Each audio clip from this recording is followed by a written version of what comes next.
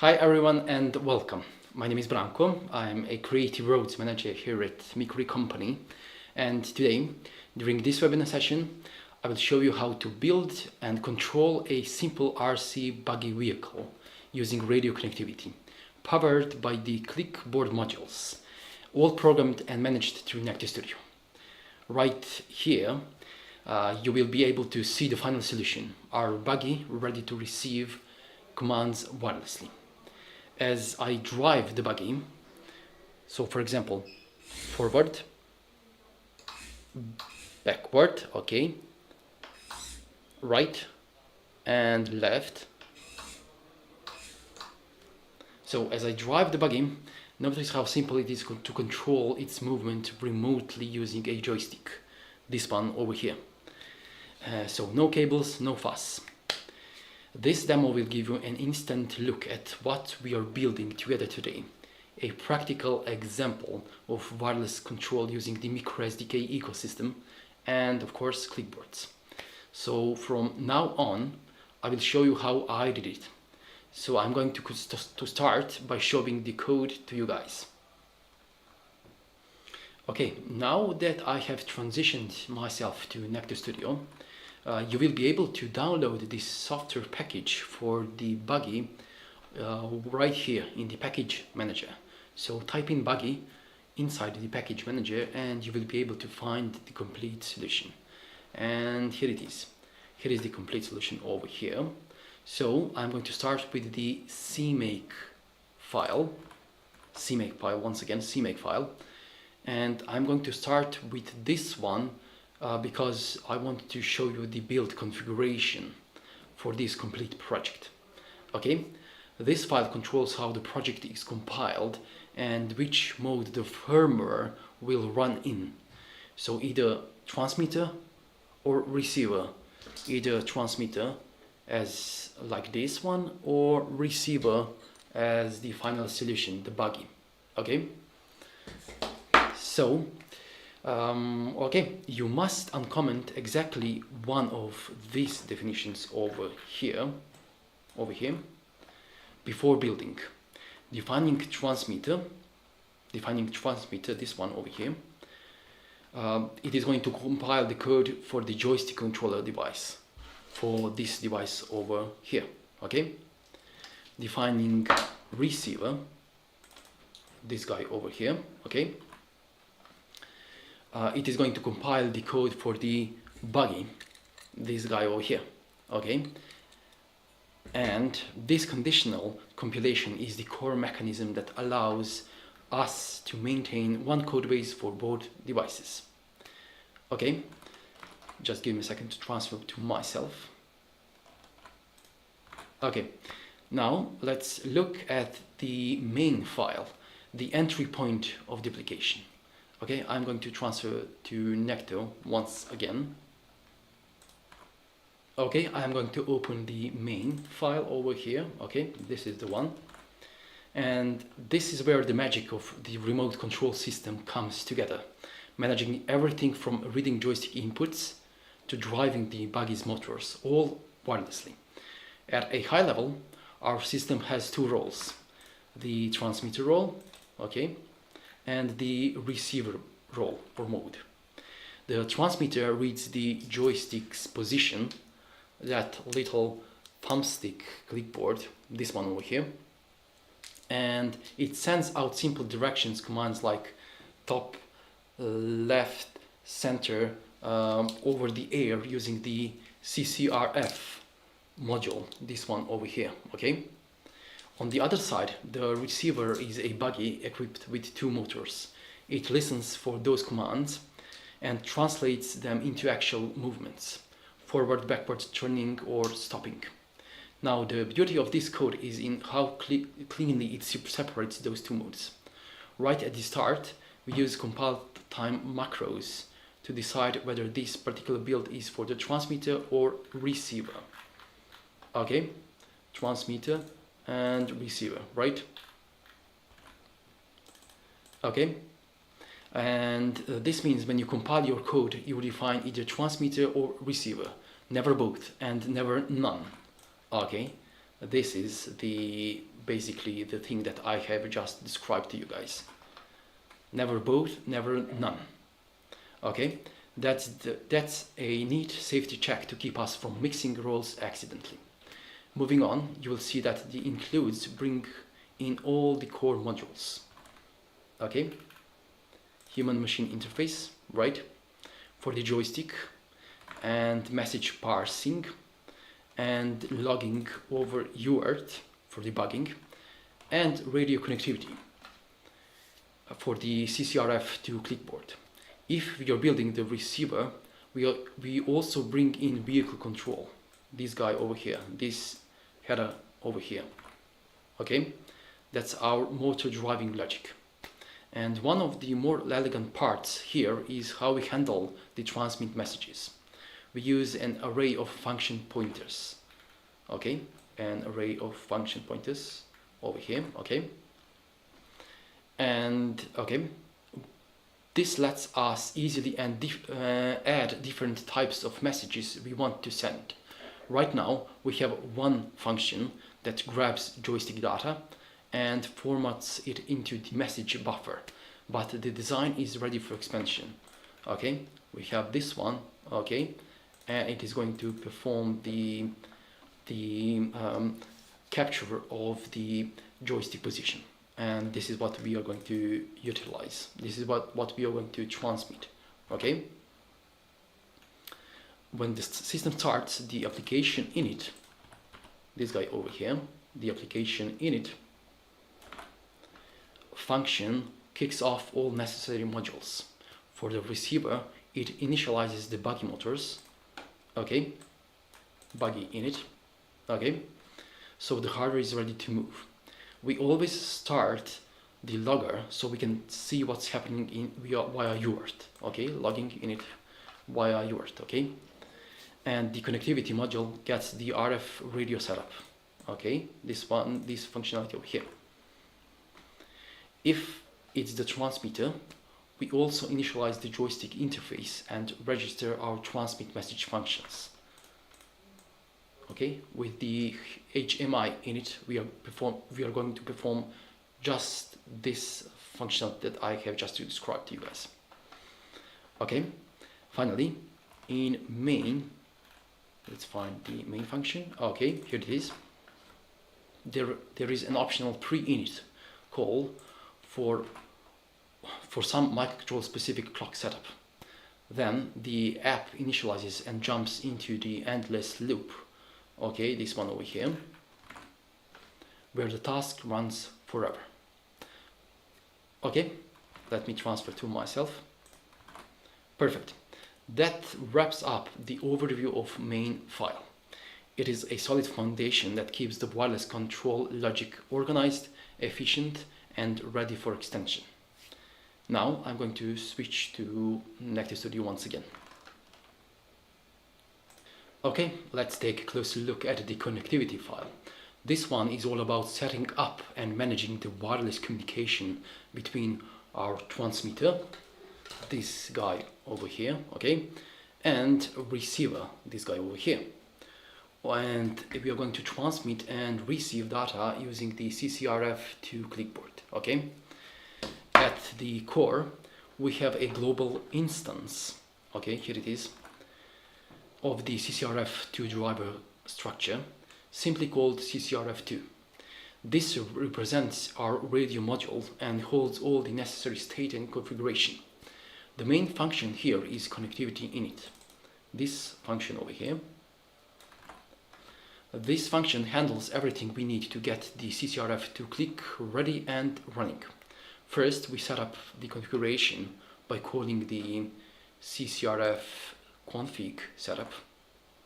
Then we map this configuration to the microbus socket, specifically microbus 1, since that's where the radio is connected on our board. Okay, microbus 1, microbus 2, microbus 3, and microbus 4. So microbus 1 is for the CCRF module on the transmitter side, and microbus 1 once again is configured for the CCRF2 clipboard on the receiver side, on the buggy side as well. Okay. Once the driver is initialized with the CCRF2 init, okay, this functionality over here, we perform a hardware reset on the radio to make sure it starts from a clean state. Hardware reset over here. Next up, we apply the default radio settings with the functionality like this one, CCRF default configuration. This sets parameters like frequency, modulation and power, the typical things you need to get wireless communication going without having to fine-tune everything manually. After another short delay, this guy over here, we configure the radio to either receive or transmit mode depending on which role this device is playing. This is controlled by the compile time macros we saw earlier. If we have receiver or if we have transmitter configured. Okay, if receiver is defined, which is currently not the case, we put the radio in receive mode. If transmitter is defined, which currently is, it's set for transmitting. We also print a helpful log message to the UART so you can see exactly which mode the device is in. Okay, now beyond initialization, we have a helper function named CCRF get received message. This function handles the task of checking if there's any new incoming data from the radio. It reads the raw data into a local buffer, RX buffer. It clears it each time to avoid mixing all data with the memset functionality, right? And then checks if the received packet contains valid data. Okay.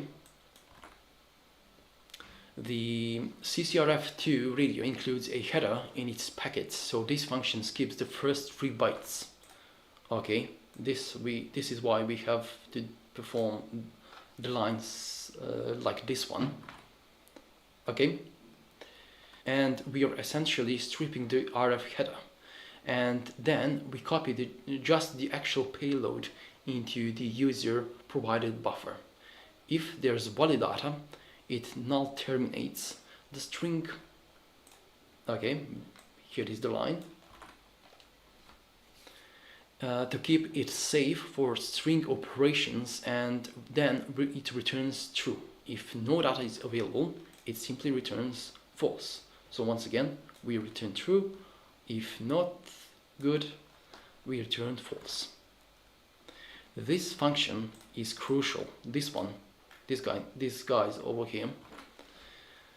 This function is crucial for the receiver side, and it's what enables the application to listen for new joystick commands sent wirelessly and process them accordingly. So let me transfer to myself right now. Okay, so connectivity source file encapsulates the low-level radio setup and message retrieval in a clean and reusable way. It keeps the rest of the application simple and focused on business logic, while all the nitty-gritty wireless details stay tucked away here. Okay, let's now shift gears and look at how we interface with the human being through the joystick. And we are going to transfer ourselves to the HMI source file. Just remember, this module is only relevant on the transmitter side, where the user actually interacts with the system. The goal here is to capture thumbstick movements and translate them into simple directional commands. Things like left, right, top, bottom, or center. Okay, at the top of the file, we define a couple of global variables. Thumbstick, okay, and thumbstick pos or thumbstick position. Okay, in terms of the thumbstick, this is our driver object that talks to the thumbstick click hardware. and in terms of the thumbstick pose or position, it holds the current position of the joystick, broken into vertical and horizontal components. Now let's explore the functions. HMI1 init. Okay, this one over here. This functionality over here. This is where the thumbstick click is initialized. Inside, we start by setting up the default configuration for the thumbstick using thumbstick config setup. Then we map this configuration to the MikroBus socket. In this case, in our case, MikroBus 2. Okay, because thumbstick clipboard is not on the MikroBus 1 but on the MikroBus 2. Okay. Then we initialize the thumbstick and then we set the sensitivity to a predefined constant. Okay, init and set sensitivity. This allows you to adjust how responsive the joystick is to movement, whether small movements count or only the large deflections register as a change. Finally, we capture the initial state of the joystick's push button.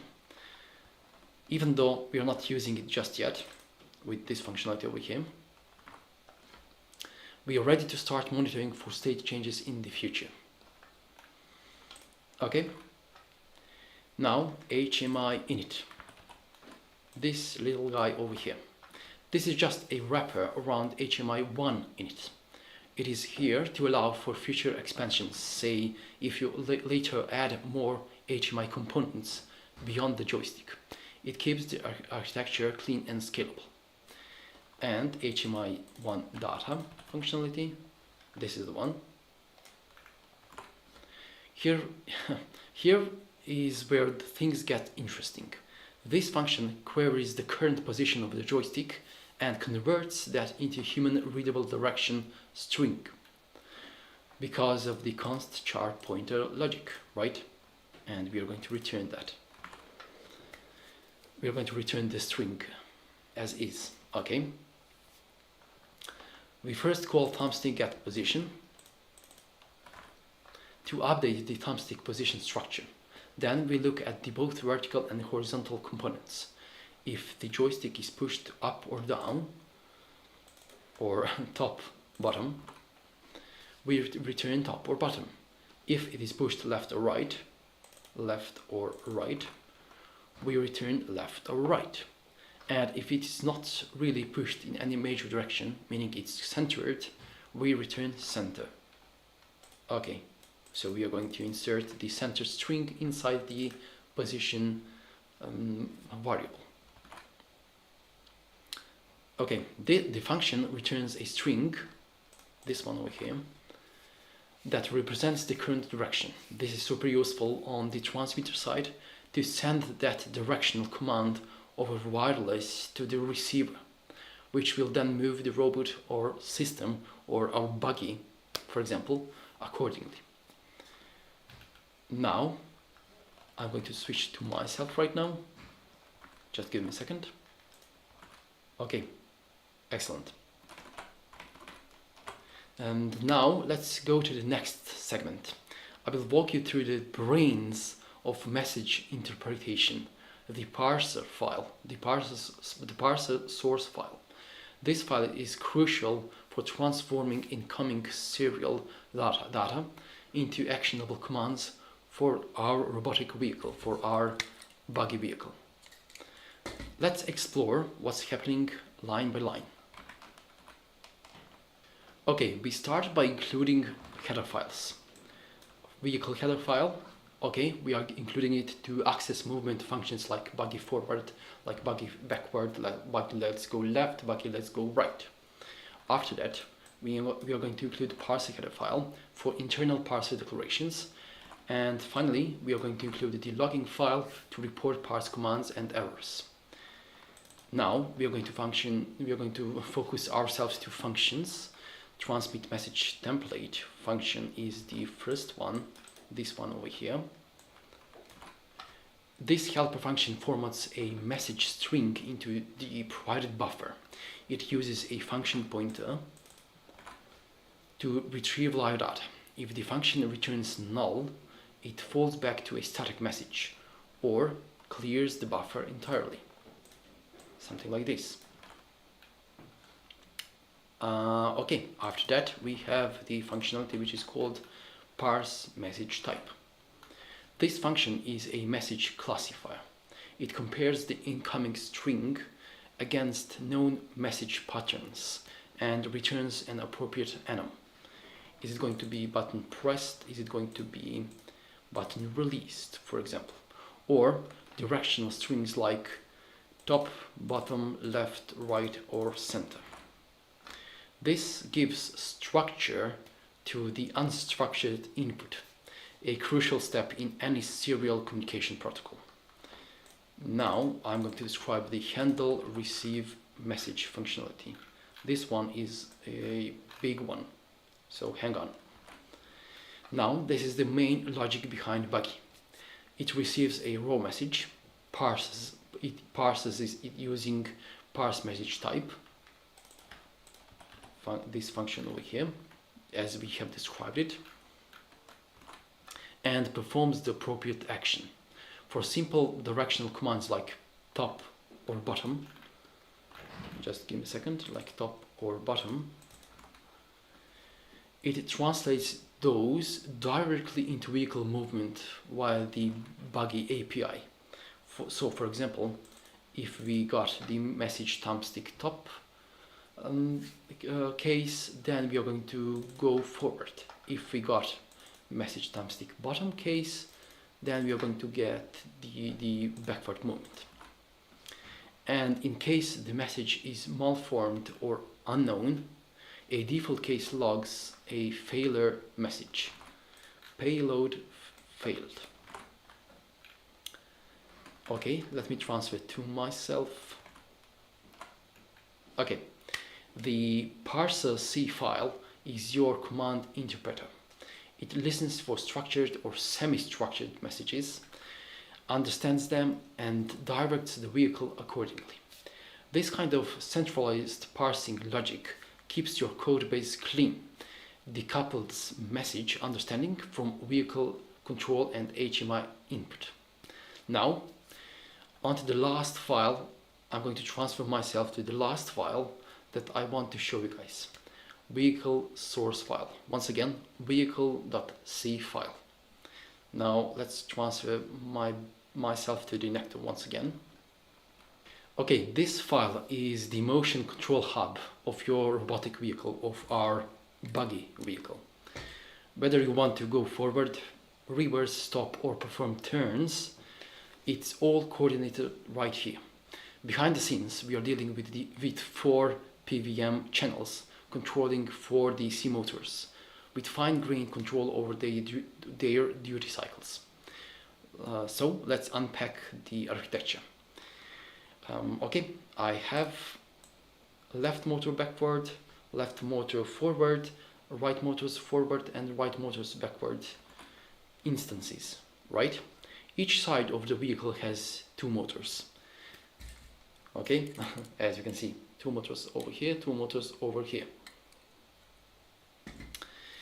These motor teeth structures, those one over here, they hold the individual PWM handles. And after that, I'm going to describe those guys over here. Shared PWM config is reused for most motors. Separate PWM config 1 is reserved for specific needs. In this case, in our case, the right motor's reverse motion. After that, I'm going to describe the motor open functionality. It applies the default PWM configuration, then it sets the output pin, this one over here, and after that, it is going to call PWM open to acquire the PWM peripheral. Next up is the motor open custom PWM. It is the same as motor open functionality but uses a custom config. So remember, both versions check for acquire fail, but no action is taken in case of failure. You could extend this with error handling logic later. And next up is the motor start functionality. It starts the motor with 0 duty, then dynamically adjusts the speed using motor set speed, this function over here, by setting the PWM duty cycle. And guys, I'm using SDK functionalities. So PWM set duty, PWM start, PWM set duty once again. I'm constantly reusing the MikroSDK functionalities. After that, I'm going to describe the buggy init functionality. This function over here. This function does all the motor wiring for your vehicle, for this buggy vehicle. Each motor is opened using its specific pin, for example, buggy left side forward. And after that, we are going to optionally configure with a specific PWM frequency. And after that, we are going to start the operation. The only motor using a custom config is right motors backward logic, hinting at special handling. It uses a separate PWM channel. You can just look at the datasheet for the STM32407 microcontroller, and you will understand the difference between the previous 3 PWM pins, or may I say timer pins, because we are using timers, to be honest, not PWM, and the last one. And you are going to perform you are going to understand the difference between the previous 3 pins and the last pin, the last one. Okay, once the motors are initialized, the following functions become your high-level movement primitives. Speed control. Okay, we are going to utilize the buggy set speed logic over here, and then we are going to call the buggy set speed backward, for example. Those two functionalities are individually control forward or backward PWM duty cycles for both sides. Okay, when it comes to the buggy stop, buggy forward, and buggy backward, those 3 functionalities, those are easy to call wrappers for everyday motion commands. Buggy stop stops both directions immediately. Okay, buggy stop, it stops both directions immediately. Okay, if we want to turn, we are going to utilize buggy turn left and buggy turn right. Those functionalities over here. These simulate turning by running one side forward and the other side backward at 30% of duty cycle. It creates an in-place rotational logic, something like this, right? Okay, it is clever use of differential drive dynamics, right? And the last one is the vehicle PWM D-init. It gracefully shuts down all PWM channels by calling PWM stop for each motor drive, just remember that, and then it releasing them via PWM close over here. This is essential for power management and system stability, especially when resetting or reinitializing the vehicle. Okay guys, let me transfer to myself right now. Okay, that's it. Yeah, this is how you build and control an RC buggy with NECTO, with transmitter device, and with receiver device as well. So once again, we have thumbstick, we can go forward, we can go backward, we can go right, and we can go left. Okay guys, that's it. Thank you. Alright guys, that would be it. Now hit me with the questions and I will try to provide a good answer. So question number 1. Why did you choose NECTO for developing this buggy, and what radio frequency modules and antennas are used in this buggy setup? Right, good question. So I'm going to answer the question number 1. So besides actively promoting it, I have chosen NECTO because it's a fully integrated embedded development environment built for speed and scalability. While developing this project, I needed multi-architecture support to test it on multiple MCUs to understand what MCU is better suited for this project. Then I needed instant access to example projects via package manager feature inside NECTO Studio, because I was using CCRF2 clipboard, this clipboard over here, and this clipboard's code example had been already developed by my fellow colleagues, and I needed a real-time debugging experience, and all of which NECTO delivers out of the box.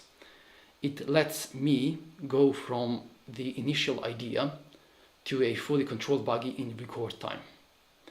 Right, okay, that will be my answer for the first question, the question number 1. The question number 2, what RF modules and antennas are used in this buggy setup? Well, you can find direct links to all the hardware I have used in this video description down below.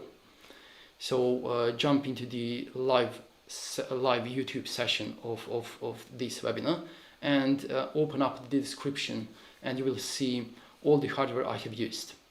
By the way, I'm using the CCRF2 clipboard, which features the Texas Instruments TI CC1120 transceiver paired with the ISM active PCB antenna.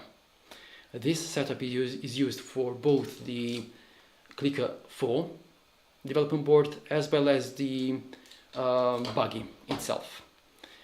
Okay, and question number 3. Where can I find the actual code used to control the buggy? Right, good question. I'm going to show you right now. Just give me a second. Okay, transition, perfect.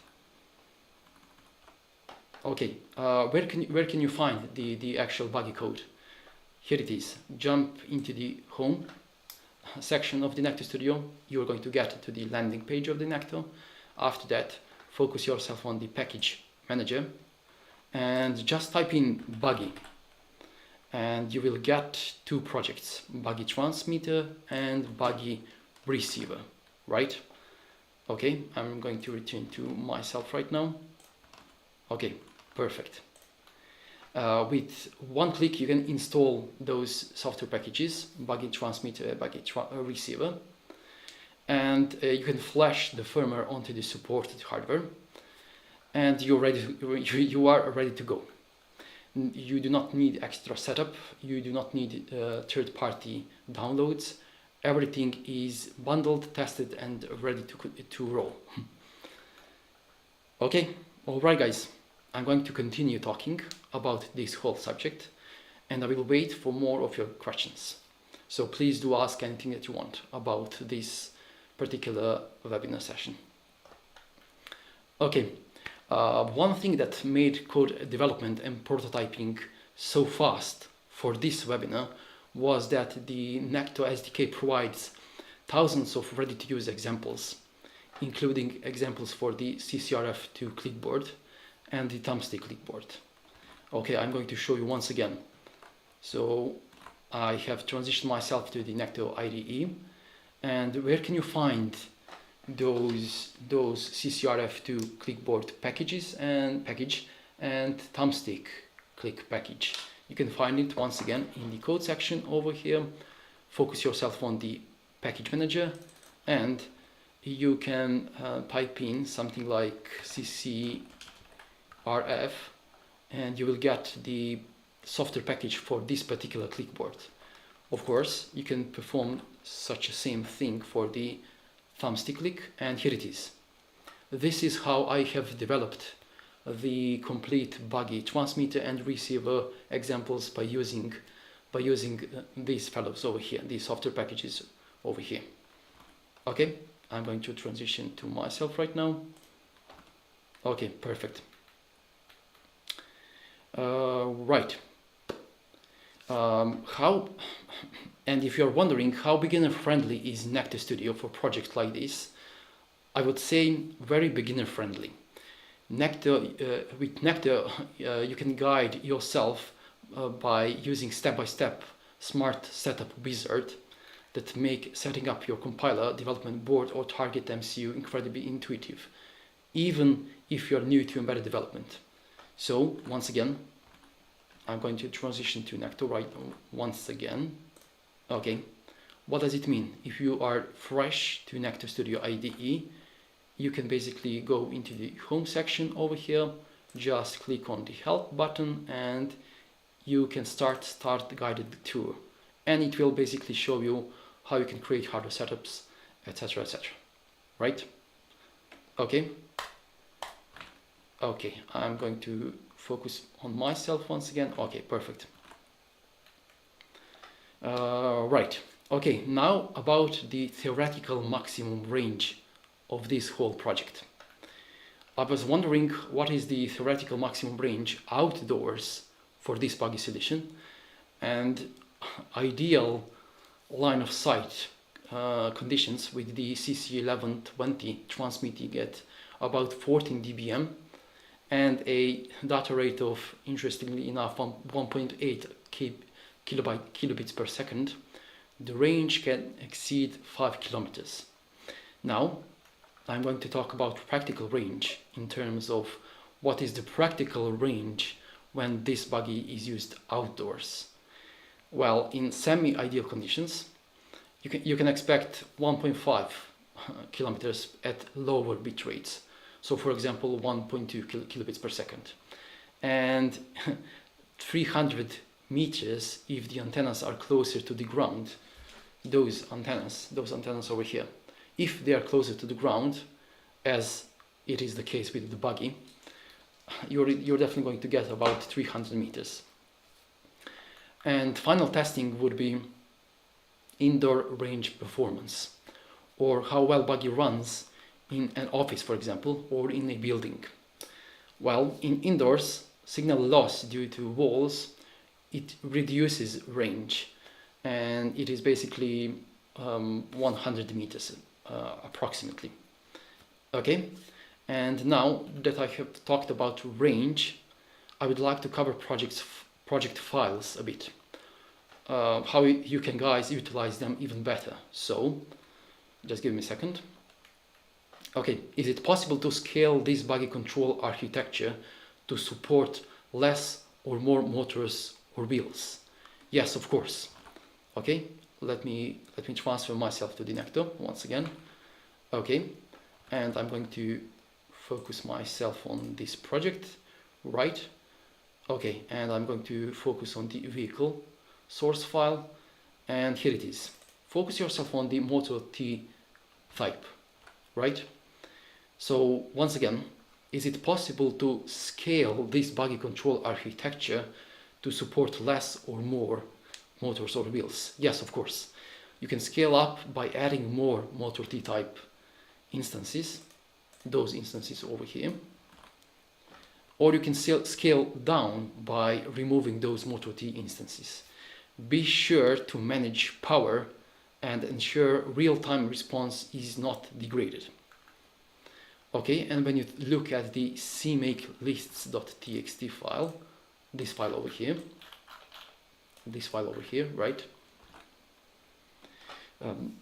It all starts with cmake, doesn't it? Well, absolutely. That file doesn't just orchestrate the build, it defines the structure of the whole project by modularizing source files like connectivity, so a source file and header file, by modularizing parser file as well, and vehicle files as well. I ensured that each layer of functionality is cleanly separated and easily testable. This is where scalability begins. Okay, and there is one thing that I always ask myself while developing this project, and that would be, what does the main.c file actually do in this buggy project? So let me focus on the main source file. And what does it do? I constantly ask myself. what does it have to perform? This is the better, that is the better question. So the beauty of this project is how clean main source file is. It just stays out of the way. Its job is to set the stage. It calls application init, and here it is, application init, right, and here it is. So once again, it calls the application init to initialize all the drivers like logging, CCRF, radio, and the thumbstick, this thumbstick on the transmitter side, or the motor controller on the receiver side. Then it enters in infinite loop calling the application task. Here you go, guys, infinite loop, and it is calling application task. And here is the function itself. And inside the application task, all the essential logic lives, whether you are transmitting joystick directions or receiving and executing motor commands. This structure keeps main.c lightweight and maintainable, while all the real functionality is modularized inside appropriate source files like HMI, human machine interface source file, vehicle source file, or connectivity source file. And what was the trickiest thing to be done in this buggy project? It is definitely the parser file, this file over here, this file over here. It is tiny but super impactful. It quietly handles complex parts, interpreting user input. So everything that I transmit via the transmitter device, via this development board, the parser source file is going to parse, right? This decouples command logic from string parsing, and it is keeping the shell clean. And the last thing I would like to comment is that the system feels ready for telemetry, maybe even autonomy someday. Let me transfer it to myself right now. Okay, so once again, this whole system feels ready for telemetry, maybe even autonomy someday, right? And that's not a coincidence. With modular parsing, abstracted HMI, and encapsulated control layers, this project, this solution, this buggy solution, was designed as a teaching tool and a base for experimentation. If I want to add obstacle detection, I can. I would just extend sensors source file, and that's it. And I would say that NECTO Studio just invites expansion of this buggy project. Okay, I'm just going to see whether there are more questions right now. So I think that there is no more questions. There are no more questions. So yes, okay guys, this is going to bring us to the end of today's webinar. And we have seen how everything fits together. How CMake file sets the foundation. So once again, I'm going to transfer myself to NECTO. Okay, perfect. So let me transfer to the CMake lists file. Okay, right. So let me sum up the whole webinar. We've seen how everything fits together. So how CMake lists.txt sets the foundation, and how main.c lights the first spark, so to speak. How connectivity source file, and here it is, connectivity source file. How connectivity source file keeps our buggy listening. How parser C file deciphers every command we type. How HMI and sensors, sensors file bring awareness to user. And how vehicle source file, this guy over here, this file over here, transforms high-level intent into real-world motion. Right. Okay. Perfect. Every file has a role. Every layer is intentional. And as you have seen, it's not just about getting motors to spin. It's about building systems that are scalable, testable, and ready to grow. If you have questions afterward, feel free to connect with us or drop a comment. I'm going to send you right now NECTO official page, NECTO Studio official page. Just give me a second. Perfect. From here you can download NECTO for free.